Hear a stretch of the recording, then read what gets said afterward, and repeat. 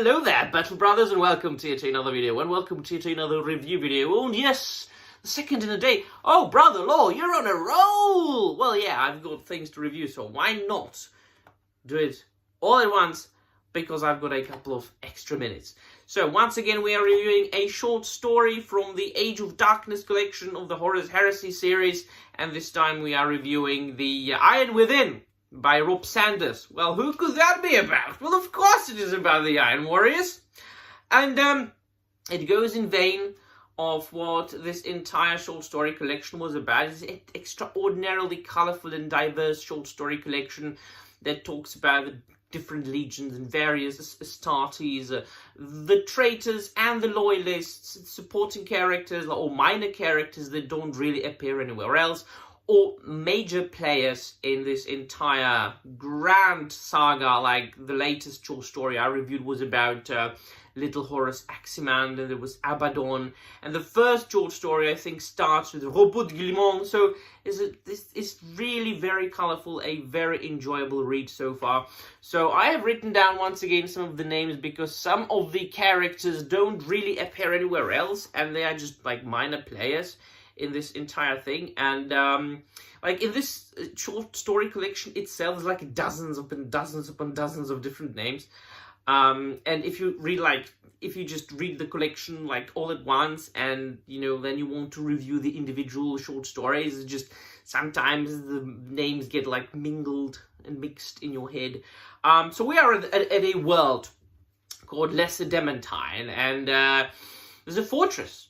A very extraordinary fortress called Schadenhold that was built by the Iron Warrior Barabbas Dantiuk, who fell from grace with Perturabo some time ago, and was left at his world and didn't join the expeditionary fleet that, you know, belonged to the Iron Warriors.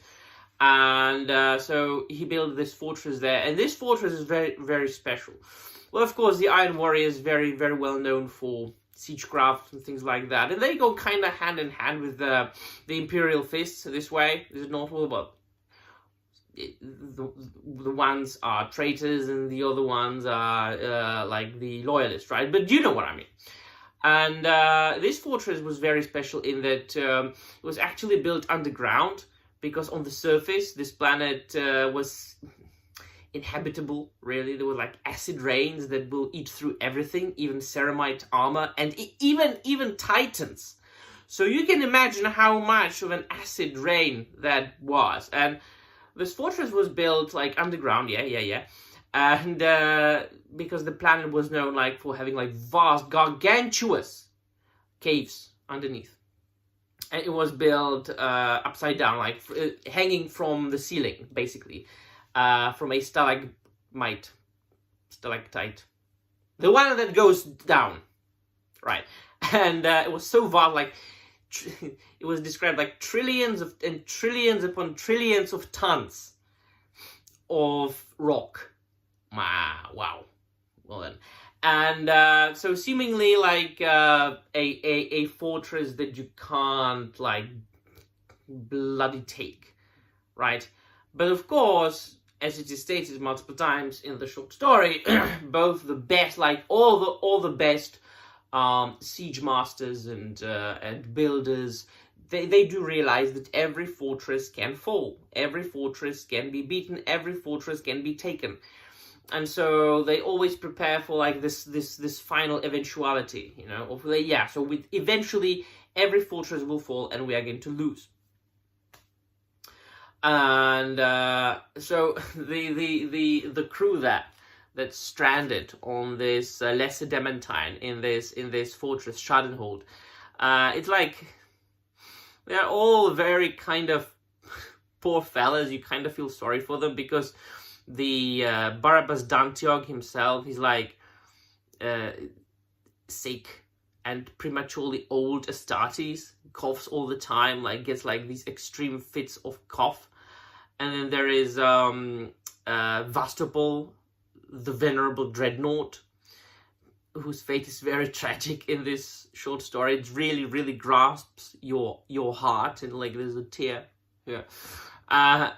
So there's a traitor Astartes, a traitor Iron Warrior called Idris Krendel, who arrives with, well, basically his fleet and his force, and with an emissary of the Sons of Horus to bring the crew of the Schadenhold to the Heresy, of course, to join the rest of the Iron Warriors that joined Horus.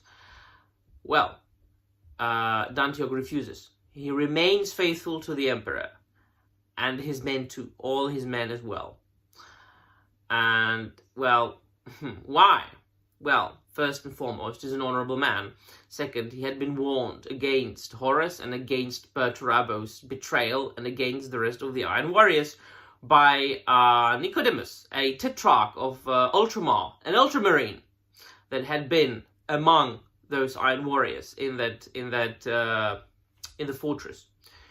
And so they just say, all right, bugger off, we're not joining the heresy, we're not joining the treachery, no, bye-bye. And so, of course, the bad guys lay siege on the fortress, and the fortress stands for 366 days.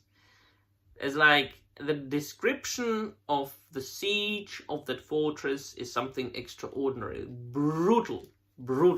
Not even Titans were able to take that fortress until they could. And so the final solution of Dantiog there was, of course, escape.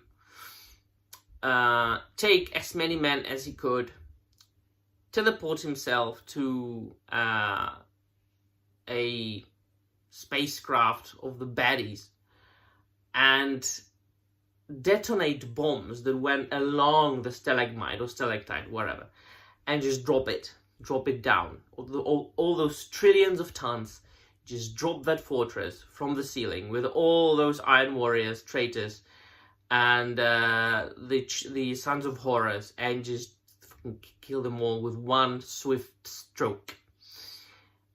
That was something extraordinary, and I really appreciated, as always with these short stories and with these books, the way they write the characters and the way they are very colorful. Because it's just looking at the story, at the narrative, is just very like surface level. It's just very, very simplistic. I enjoy the fact that a lot of these novels and short stories have multiple layers, and they there's a lot of character development. There are a lot of colorful characters, and not everything is just black and white. It's not just about the baddies versus the good guys. As you can see here, I mean, Iron Warriors, like, with the majority of them are traitors, but then still you can find like good guys there.